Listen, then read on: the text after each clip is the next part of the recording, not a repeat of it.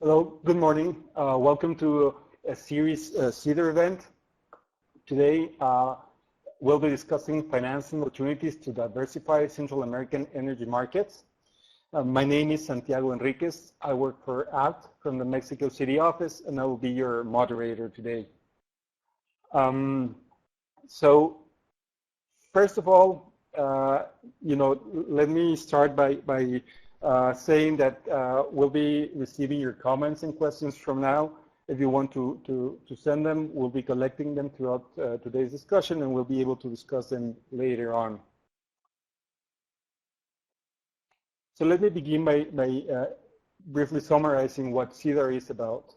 CEADIR is the Climate Economic Analysis for Development, Investment, and Resilience activity, which is funded by the United States Agency for International Development. And the main aim of CEADIR is to help governments, the private sector, and civil society make the business case and also the economic case for climate change mitigation and adaptation actions.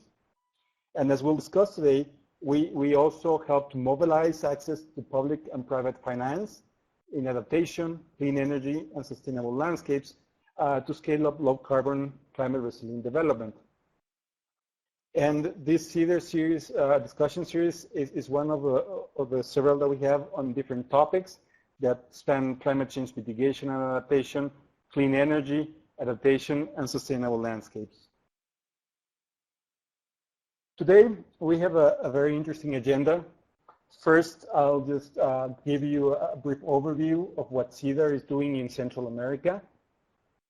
Then I'll turn it to Walter Jokic. He is the regional coordinator for CEADIR in Central America, and he'll share with you some of the findings from two different types of studies we have been conducting today. One is really looking at the market opportunities for clean energy, that is both renewable energy and energy efficiency in each of the countries where we're working.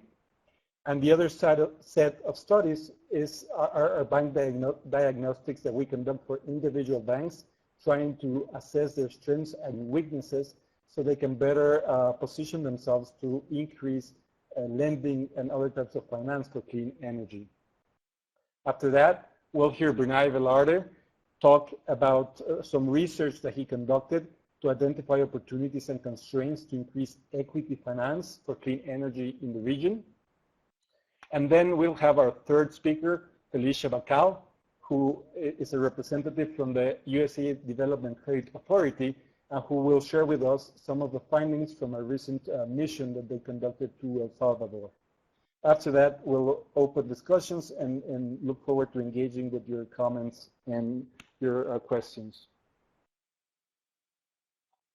So in terms of CEADIR's work in Central America, let me start by saying we're working in El Salvador, Guatemala, and Honduras. And the first activity that we undertook was to conduct a study to identify barriers to mobilize and scale up private sector clean energy investment. And this study was quite comprehensive.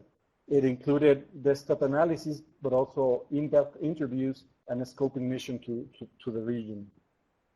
The report is available, and as you can see, there's a link under the picture, and you can access the report there if you're interested in learning more about this report. But some of the key findings that I'd like to share with you today is that,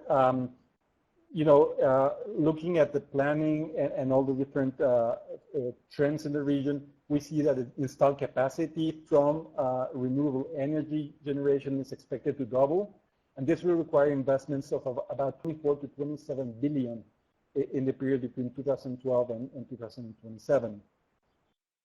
We also see that there is already some clean energy lending in the region, but there is a far larger potential that needs to be taken advantage of still.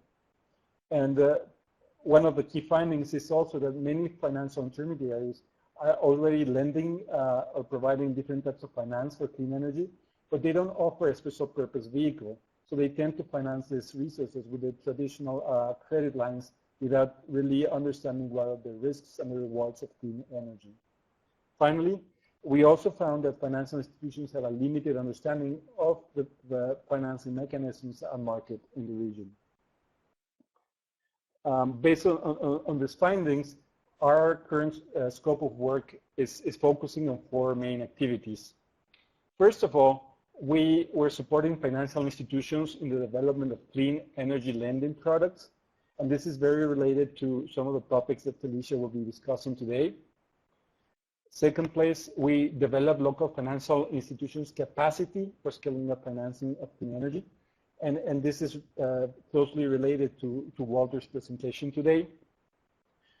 We also increase clean energy equity investments, which again is the topic of Bernard Velarde's presentation. And then we work with government agencies and other stakeholders to improve the enabling environment. As you can probably tell or know, investments in clean energy offer multiple benefits. And today we'll be discussing mainly business opportunities and economic benefits.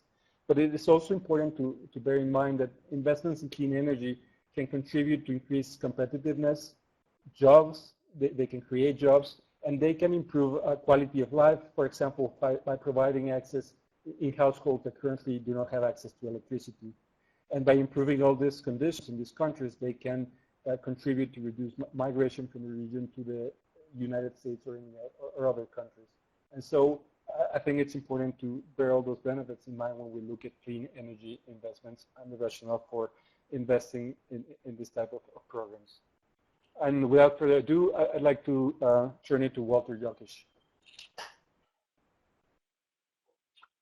Muchas gracias, Santiago.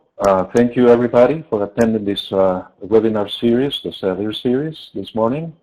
And hello from El Salvador. We're in that transition period from the dry to the wet season. So if you hear a hiss on the background, it's the cigalas singing, and I'm not going to try to stop them from doing that.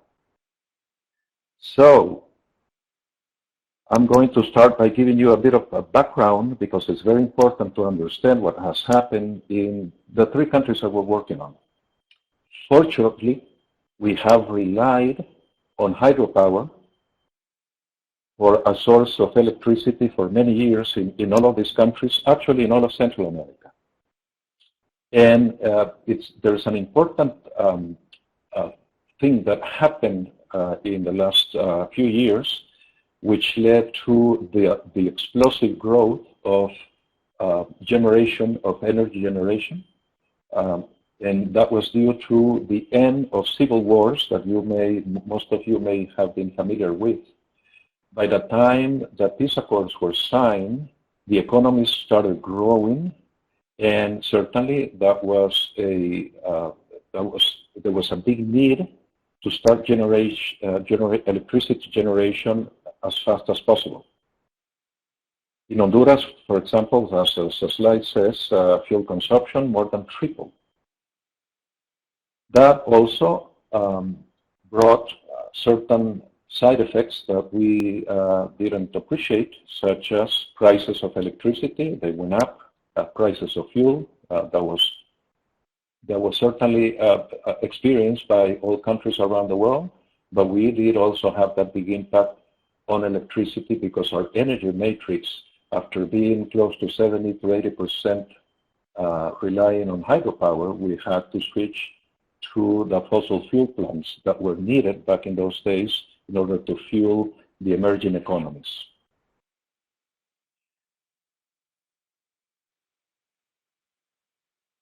Now, that led to a growth in other sources of energy, and our country started realizing that the energy matrix had to be diversified. And that was also aided by the fact that technologies in clean energy were bringing costs down quite a bit. There's an important factor that also occurred. Sugar mills back in the days of the Civil War had to rely on their own power generation plants because they could not rely on the national systems or the public systems because of the war going on and the damage to the transmission lines. But by the time the Civil War ended, there was these sugar mills realized that they could go into this big business of generating electricity or the surplus electricity that they were generating for their own consumption could be sold to the local public utilities. So you can see a big increase, for example, in Honduras, close to $700 million in Honduras. And it's also, there's also an important factor to have in mind that the institutions in charge of the energy sector in all three countries have been moving very fast in getting our countries up to getting the regulations and the legal framework adapted to clean energy, the inclusion of clean energy. So that has led to, for example, as you can see in my country here, just last month, please take a look at those prices that were bid recently and are in the process of being awarded as we speak. So it did generate, the very first auctions were in the neighborhood of about $100 per megawatt hour, and the cost has come down during the last auctions to half of that cost.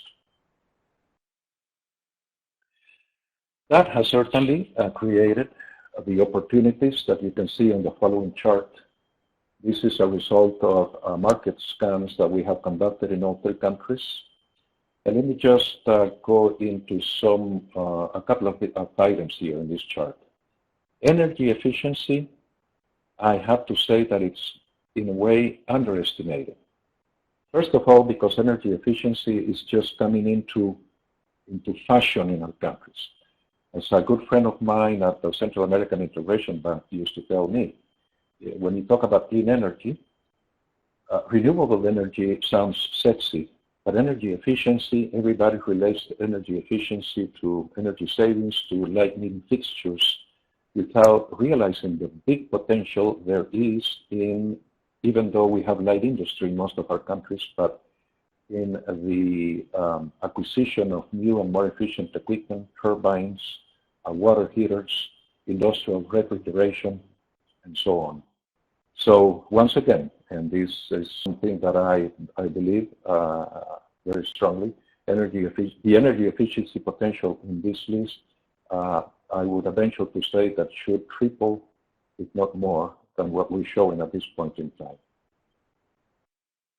Distribution generation for industrial uses, it certainly opened up the eyes of for example, the maquilas in our countries. Out of the square feet of roof installed in these countries in the last 20-some years is now being covered with solar panels for auto consumption. So again, another sign of the potential that exists in these three countries. Now, we certainly have challenges to meet, and as you can see in El Salvador, during the last auctions, we are in the process, and most of the 270 megawatts of installed photovoltaic and wind energy are now being contracted. A lot of these projects are now in the building process. Some have already started generating. And certainly the demand can accommodate additional renewable energy, but the grid will have to be reinforced. El Salvador and Honduras basically, we were not prepared for this, and on the other side, the electricity distributors are also concerned about the noise that gets introduced in the grid when we talk about intermittent energy. So this is a challenge that's being met in El Salvador. Honduras and Guatemala, same time, and with very similar reasons.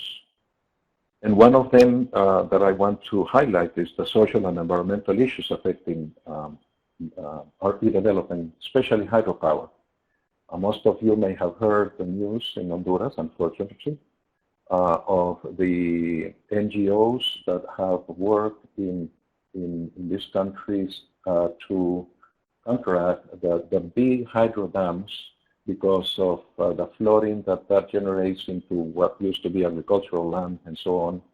But so basically, at the end of the day, what happens is there's a social concern that affects especially the big hydropower projects. And on the other hand, the country is restructuring the sector. It used to be in Honduras, there was the generation was mainly handled by the private sector with fossil fuel plants, but in the last few years that has changed considerably. We, as a matter of fact, CEADIR is supporting the regulator in Honduras to come up with new regulations for distributed generation because they see that to be a bright future for that country. Guatemala, on the other hand, has excess capacity and very good sources of hydropower, especially mini hydros.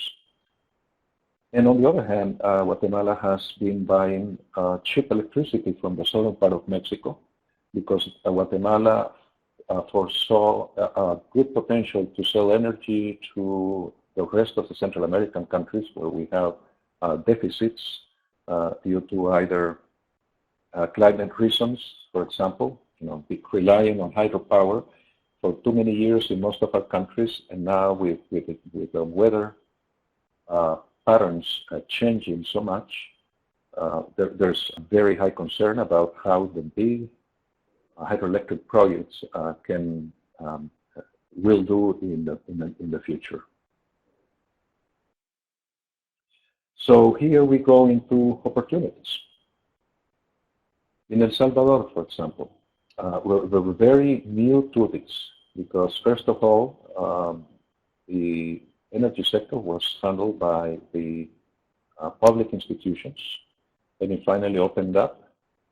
Therefore, the financial institutions have not been geared towards financing clean energy projects.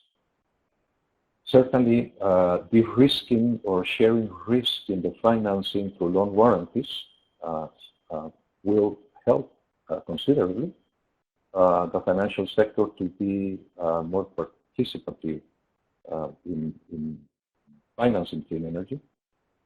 And given the size of the banks, some banks are now going into partnering with other banks to provide funds for the larger projects. However, we have to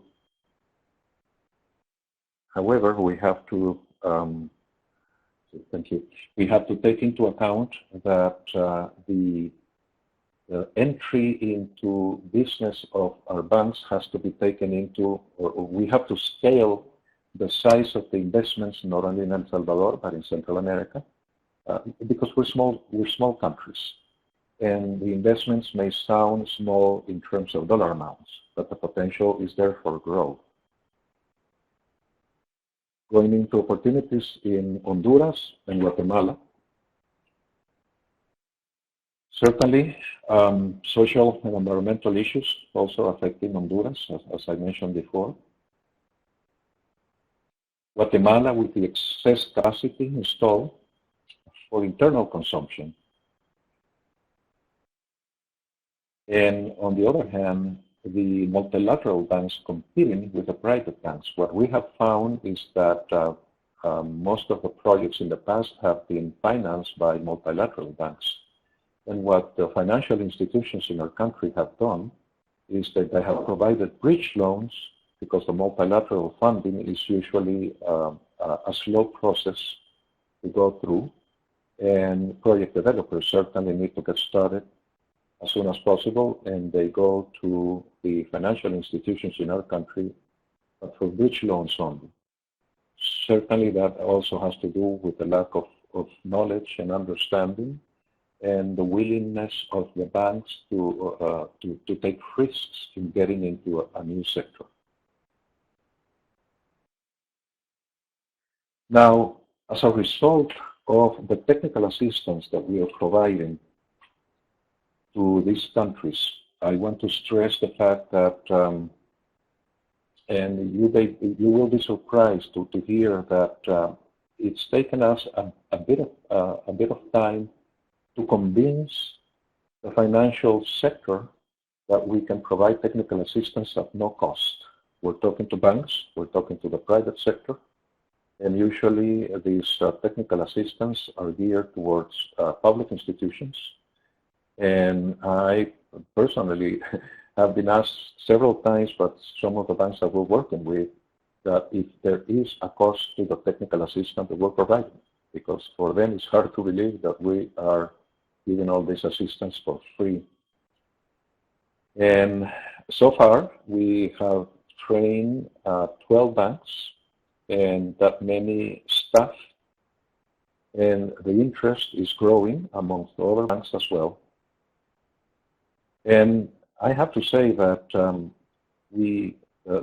I have worked with USAID projects in the past. That what I can tell about CEADIR this time to the fact that we are working with the private and the public sector, how a technical assistance can transform the way of doing business for banks, for banks to create their own business units to go into clean energy. I think that will be a big achievement. Also, when looking at what other donors are doing in the region, it is important to highlight that CEADIR, through USAID, supports both the public and the private sector. So most of our effort and our budget is geared towards the private sector, the banking institution, the financial institutions, but at the same time we're providing technical assistance to the public sector to be able to have the legal framework for clean energy well established so that investment can follow up. And lastly, but very importantly, I think that there's a big potential for US technology in our countries where the terrain and the lack of infrastructure or the transportation infrastructure makes opportunity for compact equipment. For example, modular scalable geothermal equipment in certain areas of our countries where you have to think in terms of small scale, or small wind turbines for rural electrification. And we have seen this taking place in Chile and other countries in South America. So I see a big potential for US technology to come to our countries and contribute to this wonderful new clean energy potential.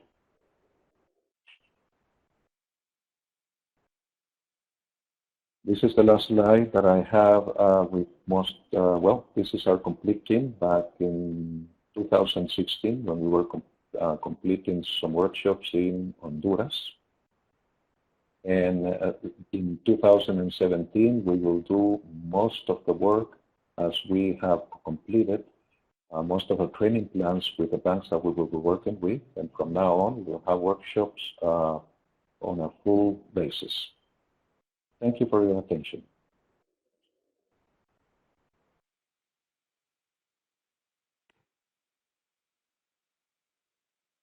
I will now pass. The presentation to Berné Velarde.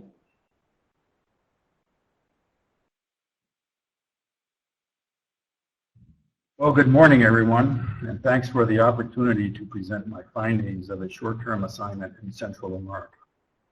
Before I start, I would just like to note that the views expressed in this presentation are mine, and they do not reflect the position of USAID or CEADIR.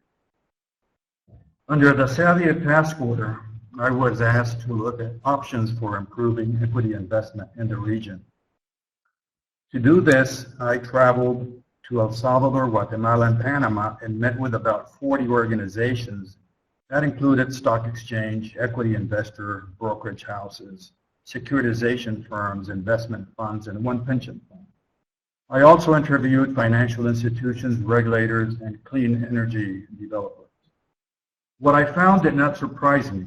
Central America has a bank-driven system, and the majority of the stock exchange actors are owned by the banks, which prefer to use debt instruments, not equity investment. The pension funds are liquid, but they are constrained by regulations. while smaller institutions are limited due to the knowledge gap of the clean energy sector. By the way, when I say clean energy, I am referring to renewable energy and energy efficiency.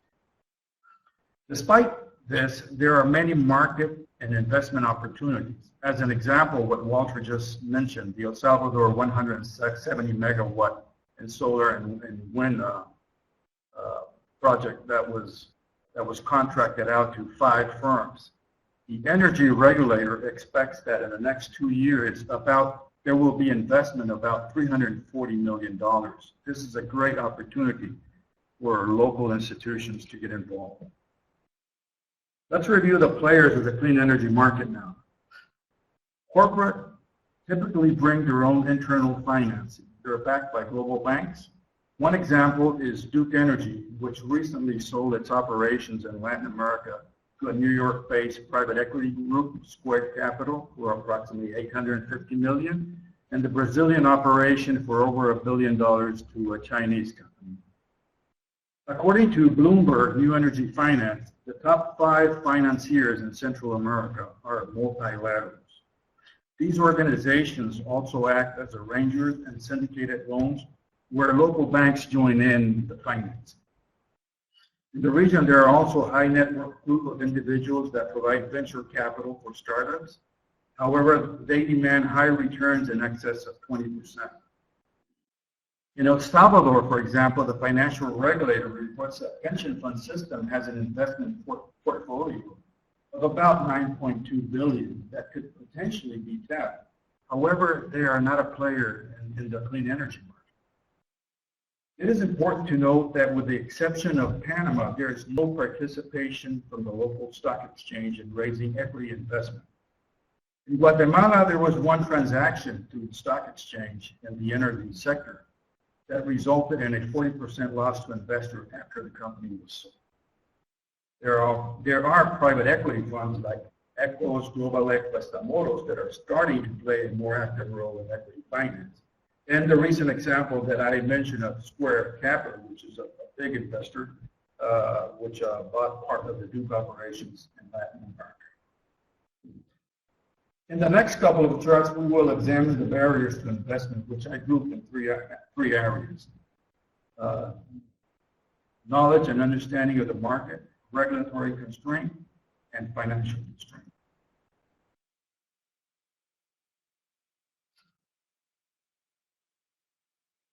Oops.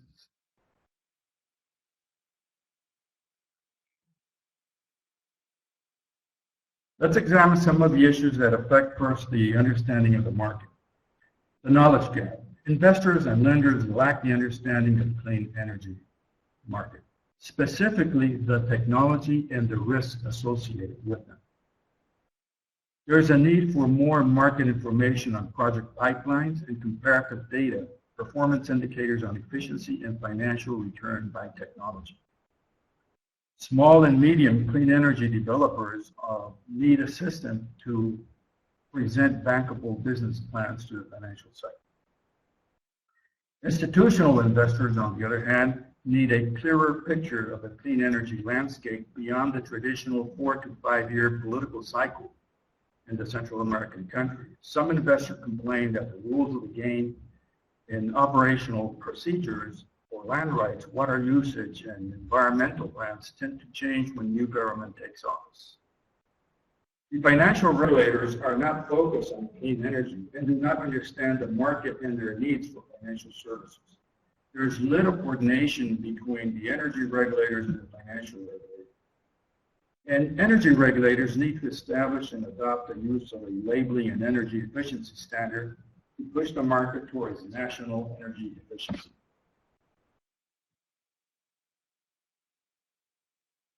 On the regulatory constraints, the governments in the region play a key role in determining who can access long-term pension funds. There are structural regulatory constraints and restrictive investment policies that need to be addressed.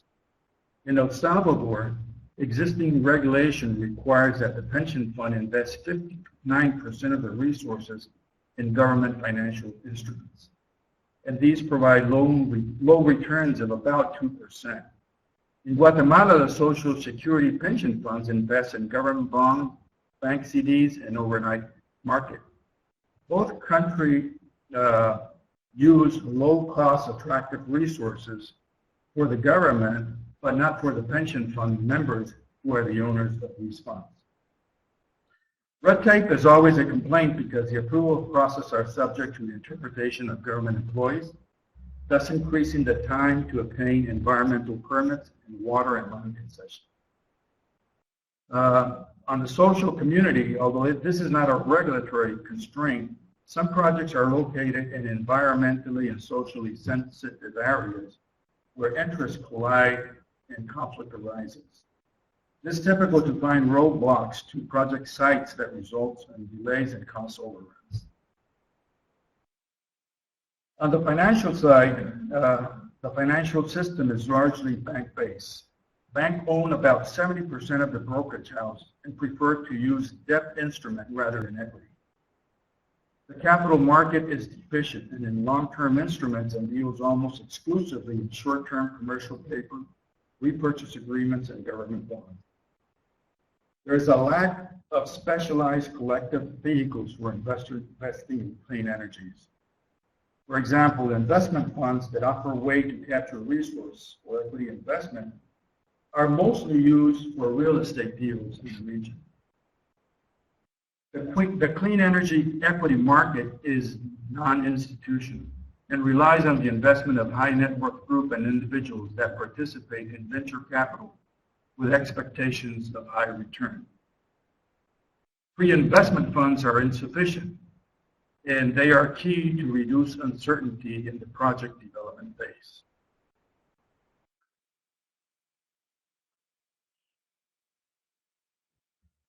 Let me move on to some of the actions recommended to address these issues, which are basically the opposite of the issues that were identified before, but I'll just concentrate on a couple due to the time constraint.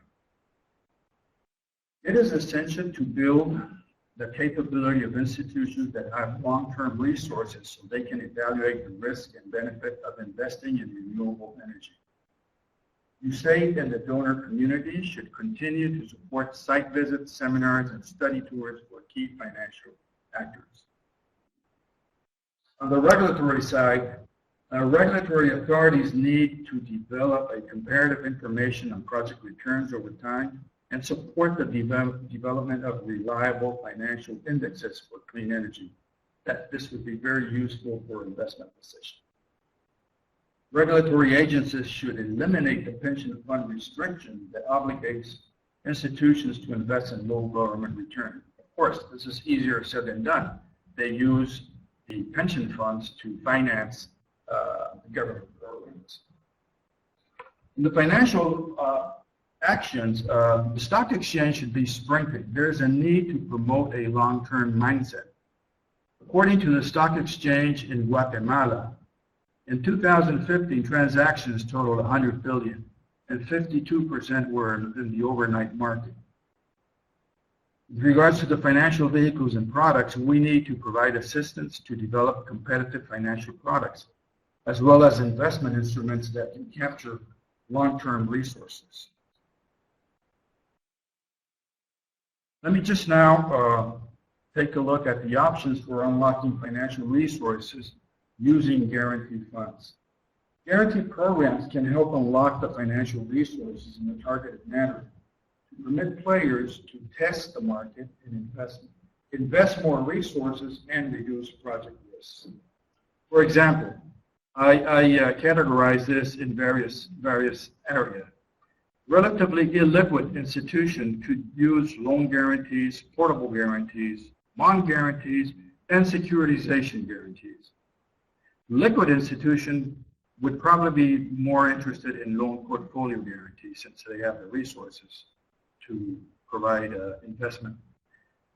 Project finance is almost not available in the region, with very few exceptions of the larger banks and banks in Panama. They do not use project finance, so this might be an area worth exploring and developing loan guarantee and loan portfolio guarantee. On the investment side, it is similar. We need to develop some investment guarantees to improve equity investment in the region. They may be similar in structure to the loan guarantee or to the loan portfolio guarantee. And finally, since we are speaking of renewable energy, and there are cycles in solar and wind, etc., a bandwidth guarantee system needs to be developed. So when the cash flow is not available because it's the dry season, and I'm sorry, it's a season where the sun is not shining. It's a rainy season, and then you will have a reduction in solar energy production. So we need to develop some sort of bandwidth that will cover the cash flow when they are low and help the institutions not go under and by paying a guarantee. In conclusion, there are investment opportunities in clean energy, but the existing structural issues will require years of investment to address them. The banks are the major players in the stock exchange, and they prefer to push debt instrument rather than equity. The pension funds are used to financing government programs at very low returns. And the bank used the stock exchange to provide liquidity to the banking system for their debt instrument. In short, the name of the game in guarantee is basically loan financing. And to build equity financing is a long-term proposition that will take years to come. And this can be achieved if the donor community or the multilaterals start building and addressing the major structural issues in the long run. In short, the name of the game in guarantee is loans for clean energy, and I will leave it at that and pass the baton on to Felicia Bacal.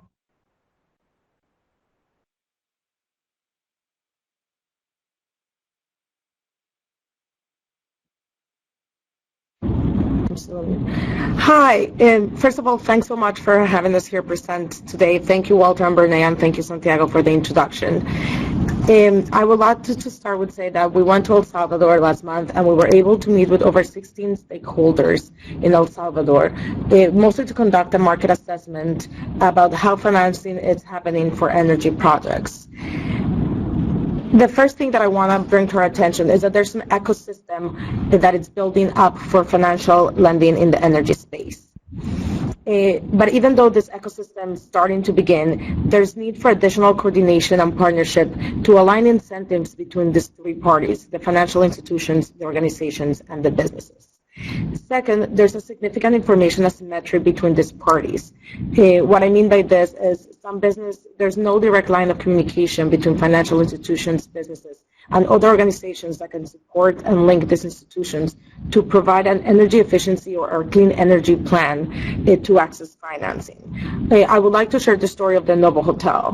The Novo Hotel is a boutique hotel that was able to modernize their facilities. They changed their air conditioning, they upgraded their construction, installing insulation, and they even added solar panels. They did all of these implementations in a span of almost 8 years. And after that, they saw their electricity bill reduction from $7,000 a month to $800. So when we look at the Novo Hotel, we see it as a great success story. However, the cost of financing for this institution was highly subsidized by grants and subsidies from organizations such as the Development Bank from El Salvador. Novo was able to benefit for the entire ecosystem and access all of these financings. But they also were able to partner with El Centro de Producción Más Limpia, which is one of the organizations you see there in the list, who did not only help them develop the business case of why they needed to access finance to implement all of this transformation, but they helped them create an energy efficient plan that outlined the equipment needed and the required investments needed. Being able to work with a trusted third party was critical for the Novo Hotel because they brought the technical expertise and as well give them the trust of what was needed to implement and to invest in this sector. So it was able to bridge the knowledge gap or the information asymmetry between what the businesses needed to create to present to financial institutions. This ecosystem is needed to bridge the disconnect between all of these institutions. Businesses need to make a business case of why they need to invest in clear energy. It has to definitely be profitable for them, as well as it needs to be profitable for the financial institutions that are entering into this market. So you need to make sure that all the incentives and alignment in terms of profitability are aligned between the financial institutions and the businesses. So once we see that this is the case for the business side, so they can make the case that with future savings in energy efficient or with investments in clean energy, they're going to be a return. They need to be able to access the banks or the financial institutions with a clear strategic plan. But in order to do that, a bank needs to decide first how they want to approach lending into this market. And what we saw when meeting with all the banks that we had in the previous slide was that each bank approaches energy a little bit different. And the way they approach it has to be aligned with their core competence as a bank. So the first question that a bank needs to ask, either its CEO or their director, is, how do we want to enter the space? Where do we want to play it? And what strategic decision we're going to play in the space? We saw multiple examples of how they do that. In some cases, they do it through corporate social responsibility. As it was in some cases, they do this with either proof of concept to ensure that there's profitability, or just to complement other initiatives such as a marketing campaign or what the trend is moving into the CSR world. Other banks added to increase value into their existing customers. For example, for Banco de América Central, their core competency is personal finance and credit cards, but they do have a special unit for small and medium enterprises. And being able to add energy as part of the portfolio of instruments that they provide, it's a way for them to enter the space. Another way is to increase profitability or keep a market share.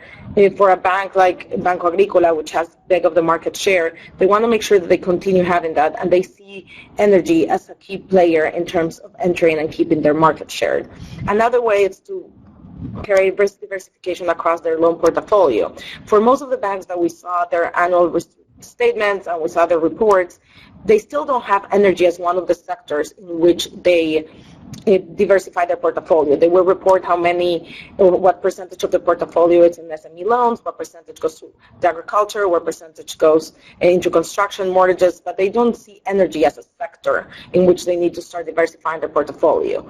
But there's a trend to start including that as one of the key decision points of why to entry. And then the other one is to attract new customers. You want new clients, you want to retain your clients, and you want to attract new clients. So your value proposition is to include energy as part of the offering that you have. Once a bank has aligned their incentives strategically of why energy makes sense and how they're going to profit from it, there's a few best practices in which they can execute in this sector. The three main ones that I want to touch point right now is, the first one is develop strategic partnerships. The second one is improve incentive structures. And the third one is develop tailored products specifically for the sector. So if we go back to developing strategic partners, under here I'm going to touch back to something that Walter and Brene already mentioned today, which is the knowledge gap. There's a need to develop strong development partnerships to bridge that gap, either bringing players like CEADIR that can provide the technical assistance to the bank, or working with someone like the Centro de Producción Más Limpia that can help develop that financial plan, or that can help bridge the gap in terms of what is needed to present the case to the bank. The second one is developing business development partnerships with product suppliers or partnership with independent energy auditors. We see this in the Promerica Group. The Promerica Group in Nicaragua was able to link their clients with suppliers of equipment from clean energy directly, and that kind of created a new entire market, a new entire offering that they can offer their clients by being able to supply the entire value chain in the energy space. And the third one is using risk mitigation partnerships such as the development creditory guarantee, where you can use a structure that guarantee in a way that can help mitigate the risk of entering into the energy space.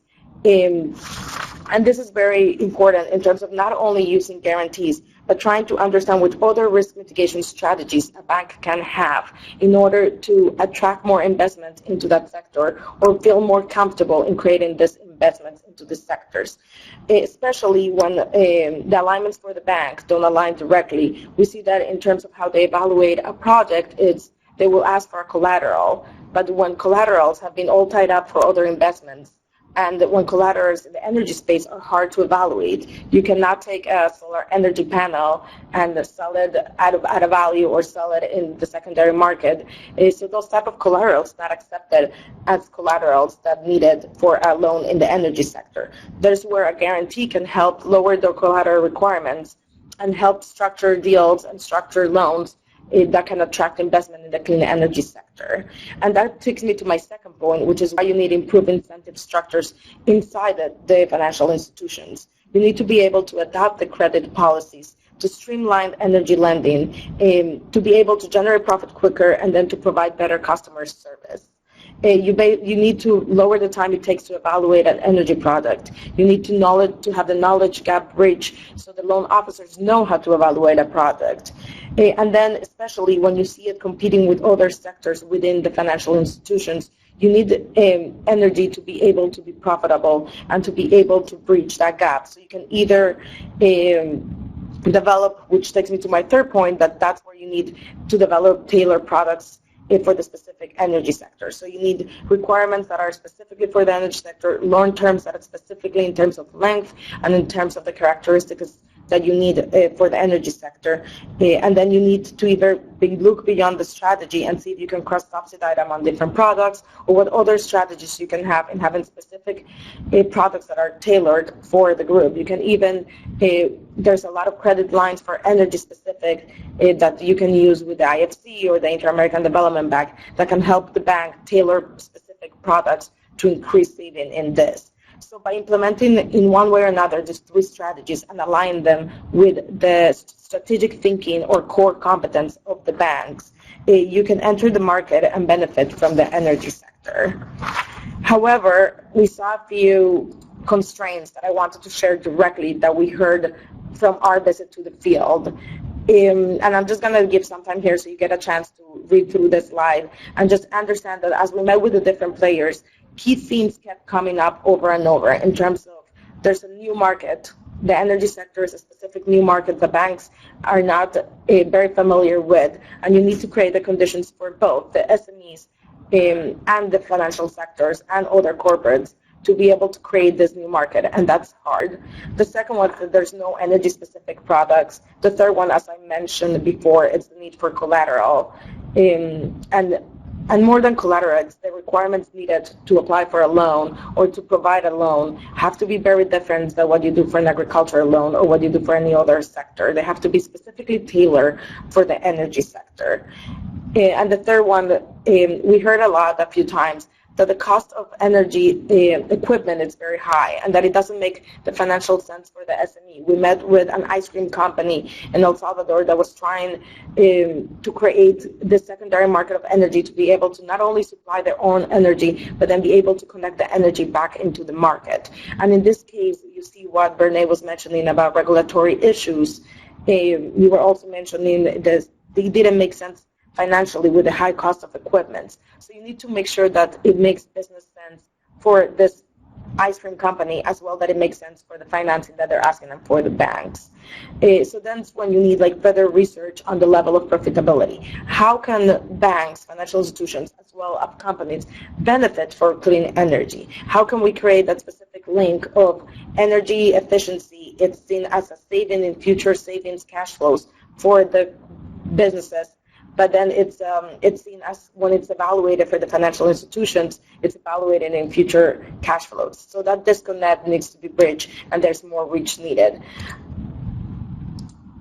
And then you need to, as I started with the picture with the three sectors, we had the financial institutions, organizations, and we have the businesses. You need to be able to narrow that financial gap and narrow that knowledge gap. So you need to fully understand how to assess energy projects, and you need to understand what investment is needed. So there's need for capacity building, especially in the sense of project finance, We saw the example of Oiko Credit, which is an impact investor firm. So for their core competence is on the impact side. So energy is one of their 3 pillars. And even for them that they're doing project finance, most of the projects that they're doing are co-investment with development institutions on others, just to create the capacity building and to attract the financing necessary for such a large project. However, banks are looking forward to entering this market. We are cautionary positive about it, and that we see that a risk mitigation tool can serve to motivate financial institutions to make the leap and invest in clean energy. So I just want to wrap up with that kind of in a positive note. It is a hard sector, it's creating a new sector, but if we create the ecosystem and the ecosystem gets to play together, bridge the knowledge gap, and bring risk mitigation tools, there's an energy sector to be created, especially in El Salvador. So thank you so much. Santiago? Thank you very much, Felicia. Those have been, I think, 3 very interesting and thought-provoking presentations. Let me just say that we currently have about 60 participants online from about 15 countries, and we're really happy to have you here and to be engaging with us today. In case you were able to answer the poll, that the question that we raised a little bit ago, we're looking at what some of the participants think are the main barriers to clean energy scale up in Central America, and it's interesting to see that more than half, about 52% of respondents, think financial constraints actually are the main barrier. So I think that makes the topics we're discussing today particularly relevant. Regulatory barriers are also important, as well as political and other issues.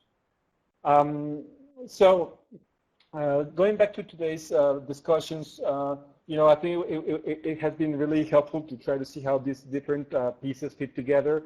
Walter talked about how we're trying to build the capacity of banks to provide and assess loans and other types of projects. And then Felicia and Bernae talked about other issues, because banks do not only need to build their capacity, they also need to have access to other types of capital and to lower the risks of some potential loans. So I think those different elements are all part of making sure we can transform the clean energy investment landscape in Central America. We have a few minutes, and so I'd like to ask panelists if they can respond to 1 or 2 questions. In particular, we received a question from Hector Andrews from Honduras, and he says, it seems like the need for transmission system improvements is a structural challenge common in the Northern Triangle region. Do you have any insights on how to complement or structure financial investments that can leverage government funds to improve distribution and transmission networks in the region?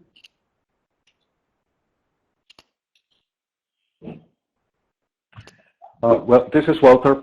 Hector, it is a challenge because, as you know, in Honduras, recently they just awarded or hired a company to be the owner of that sector.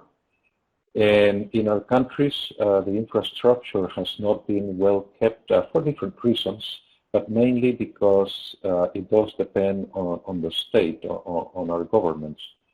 What I see is the potential for the private sector to come in and enter into that business, because most of the business in energy is thought in terms of generation, but we forget that we need the highways to conduct that electricity through.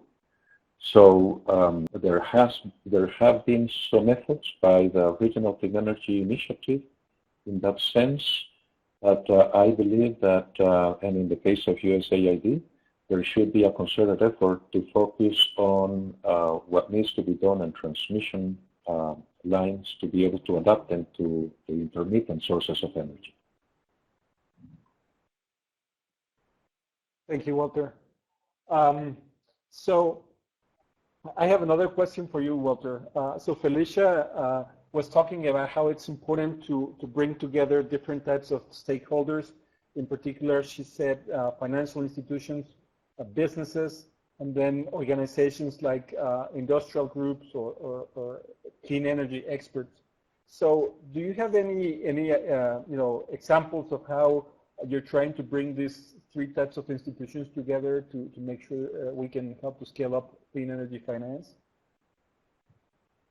The best example possibly is here in El Salvador, where the Industrial Association has been actually creating a unit within the institution to help and to guide the small developers to go into renewable and energy efficiency projects. The Center for Cleaner Production is a key actor in all three countries, because even though they started with other objectives,